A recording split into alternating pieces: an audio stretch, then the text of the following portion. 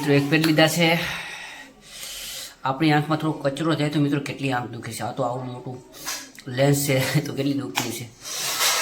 ચાલો આપણે બીજી આંખમાં પહેરવી છે. આંખ બહુ દુખે છે મિત્રો. હું પંખો ચાલુ કરીને થોડીક બહુ બળે છે આંખું, તો વિડીયોમાં જોતા રહેજો મિત્રો. તમને આગળ બધી વાત કરવાની છે મારે. હેલો મિત્રો, નમસ્કાર, ગુડ મોર્નિંગ. કેમ છો તમે બધા? મજામાં થશો. તો આપણા બ્લોગ જોતા હોય હંમેશા મજામાં તો હોય છે. તો મિત્રો અત્યારે હું આવી ગયો છું મારા ઘરે કચ્છમાં. અને મિત્રો હું 20 દિવસ થઈ ગયા, કમસે કમ 20 દિવસ પછી હું ડાયરામાંથી ફ્રી થઈને અને 2 દિવસની રજા લઈને હું ઘરે આવ્યો છું અત્યારે, ખાસ કરીને આરામ કરવા માટે. અને મિત્રો આપણે વિડીયો એના ઉપર બનાવ્યો છે કે હું હમણાં 2 દિવસ પહેલાં ઓનલાઈન લેન્સ મંગાવ્યા હતા આંખના. જો મિત્રો આ છે લેન્સ, અને આનો આપણે ઇસ્તેમાલ કેવી રીતે કરવો અને કેટલો ટાઈમ આપણે પહેરી શકીએ, શું નુકસાન કરે છે તમને બધું જણાવીશ. તો વિડીયોમાં બનાવી દેજો. અને હા મિત્રો, ખાસ કરી મને જણાવજો કે મને લેન્સ કેવા લાગે છે, સારા લાગે છે કે નહીં, કોમેન્ટમાં જરૂર જણાવજો. તો મિત્રો ચાલો આપણે આજે આગળ વધવી અને લેન્સ આપણે પહેરવાની શરૂઆત કરવી. તો મિત્રો જોઈએ આપણે લેન્સ કેવા આવ્યા છે. આ છે મિત્રો પાણી. આપણે લેન્સની ડબ્બી, આ લેન્સ છે આની અંદર, અને આપણે પાણી ફૂટી જાય એટલે આપણે પાણીનો ઇસ્તેમાલ કરવાનો. 5 દિવસે આ ડાબલીને સાફ કરવાની, લેન્સને સાફ કરવાના. અને મિત્રો આ છે પાણી, અને આપણે સાદું પાણી ન હાલે મિત્રો, કેમ કે આ કેમિકલવાળું પાણી હોય છે. અને આનો ઉપયોગ આપણે કરવો જોઈએ, કેમ કે આમાં કેમિકલ આવેલું હોય છે એટલે આપણી આંખોને નુકસાન ન કરે. તો મિત્રો ચાલો આપણે જોઈએ કે લેન્સ કેવા આવ્યા.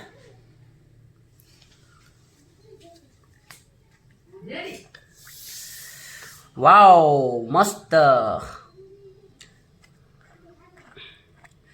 તો મિત્રો જો આ છે લેન્સ, કેવા મસ્ત લાગે છે ને મિત્રો લેન્સ.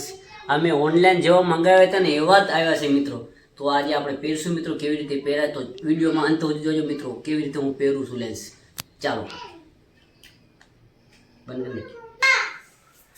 તો મિત્રો જો લેન્સ કેવી રીતે પહેરું છું.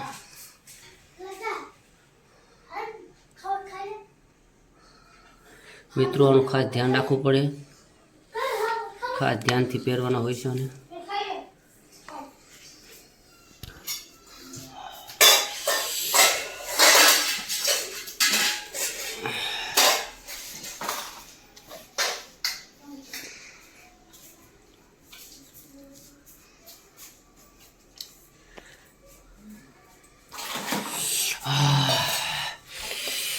મિત્રો એક પેડ લીધા છે.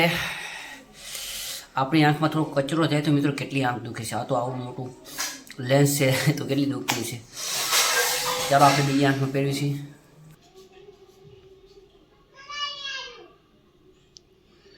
આ તો પહેલાં જ ગામમાં પહેરાઈ ગયો મિત્રો, નીકળી ગયો.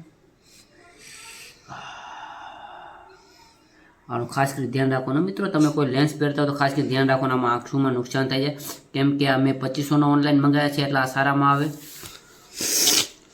અને હું તમને જણાવીશ કે કેટલો ટાઈમ આઉટ પહેરી શકવી, વિડીયોમાં બનાવી દેજો.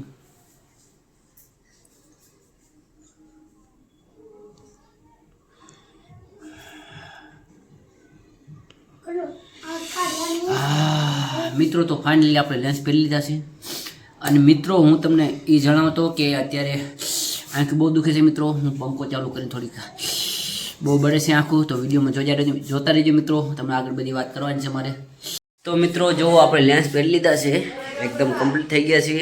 અને મિત્રો કેવો લાગુ છું મને કોમેન્ટમાં જણાવી દેજો. ખાસ મહેનત કરી છે તમારા માટે. ઓનલાઈન મેં લેન્સ મંગાવ્યા અને કેટલો તો હું રોયો મિત્રો. તમે વિડીયોમાં જોયું હશે કે કેટલો તો રોયો ત્યારે મેં લેન્સ પહેર્યા.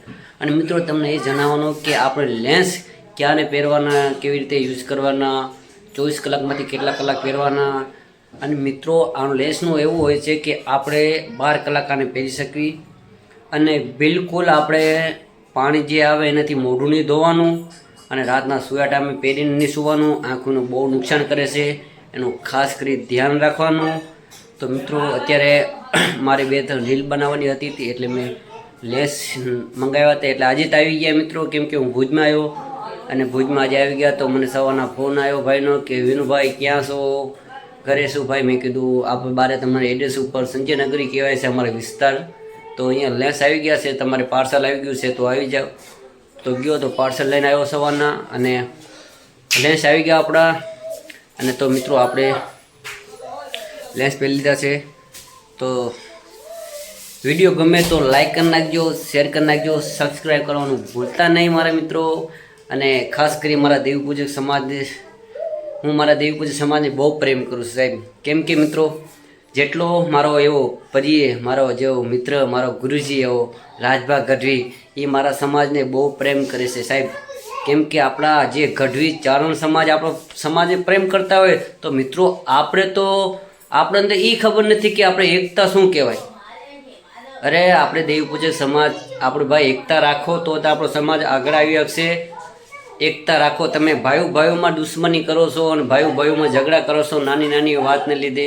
આવું બધું ના કરાય યાર. કેમ કે આપણા ઘરમાં આ તો અત્યારે કાંઈ જિંદગીનું કહેવાતું નથી. આપણે ગેસની કેમ ઉનાળામાં ગેસનો ફૂગો હોય ને ઠપ ધરાનો ફૂટી જાય, એવી રીતે આપણું જીવન છે. તો એકતા રાખો અને રાજી ખુશીથી જીવો. તો મિત્રો જય માતાજી. તો નેક્સ્ટ વિડીયોની વાત ખૂબ મજા આવશે. ચાલો જય માતાજી, ટાટા.